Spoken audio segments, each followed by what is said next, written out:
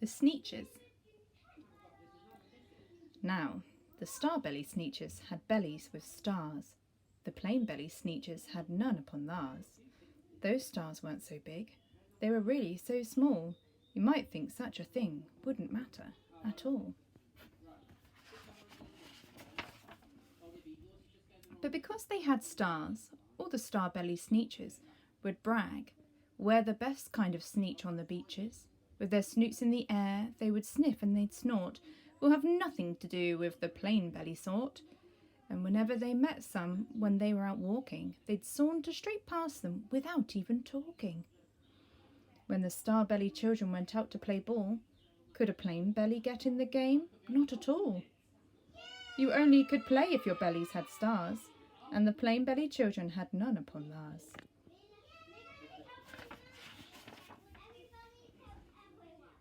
When the star-belly Sneetches had frankfurter roasts, or picnics or parties, or marshmallow toasts, they never invited the plain-belly Sneetches. They left them out cold in the dark of the beaches. They kept them away, never let them come near, and that's how they treated them year after year. Then one day, it seems, while the plain-belly Sneetches were moping and doping alone on the beaches, just sitting there wishing their bellies had stars, a stranger zipped up in the strangest of cars. "My friends," he announced in a voice clear and keen, "my name is Sylvester McMonkey McBean, and I've heard of your troubles, I've heard you're unhappy, but I can fix that, I'm the fix-it-up chappie. I've come here to help you, I have what you need, and my prices are low and I work at great speed, and my work is 100% guaranteed." Then quickly Sylvester McMonkey McBean put together a very peculiar machine, and he said, "You want stars like a star-belly Sneetch? My friends, you can have them for $3 each. Just pay me your money and hop right aboard." So they clambered inside. Then the big machine roared, and it clonked and it bonked and it jerked and it burked, and it bopped them about. But the thing really worked. When the plain-belly Sneetches popped out, they had stars. They actually did. They had stars upon theirs.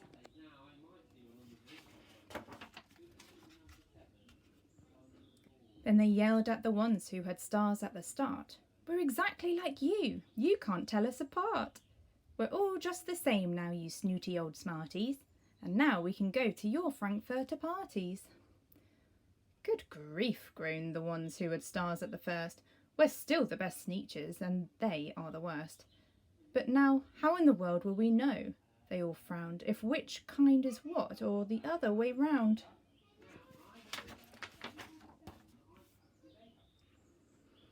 Then up came McBean with a very sly wink, and he said, "Things are not quite as bad as you think.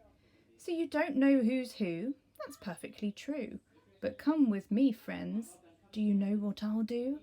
I'll make you, again, the best Sneetches on beaches, and all it will cost you is $10 eaches."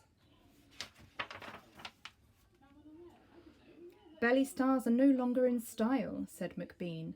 "What you need is a trip through my star-off machine.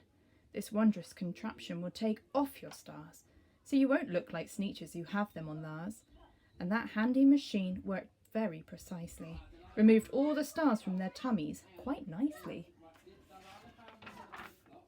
Then with snoots in the air they paraded about, and they opened their beaks and they let out a shout. "We know who is who, now there isn't a doubt. The best kind of Sneetches are Sneetches without." Then, of course, those with stars all got frightfully mad.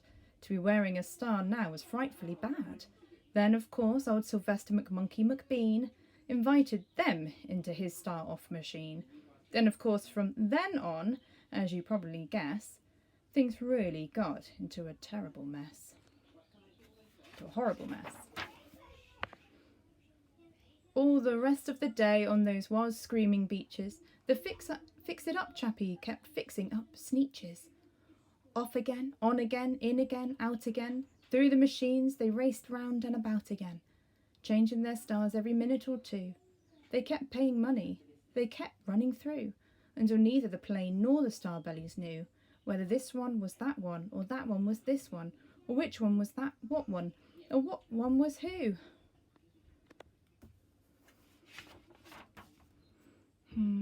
Then, when every last cent of their money was spent, the fix-it-up chappie packed up and he went. And he laughed as he drove in his car up the beach. They never will learn. No, you can't teach a Sneetch.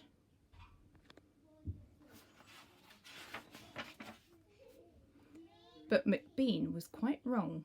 I'm quite happy to say that the Sneetches got really quite smart on that day. The day they decided that Sneetches are Sneetches, and no kind of Sneetch is the best on the beaches. That day, all the Sneetches forgot about stars, and whether they had one or not upon theirs.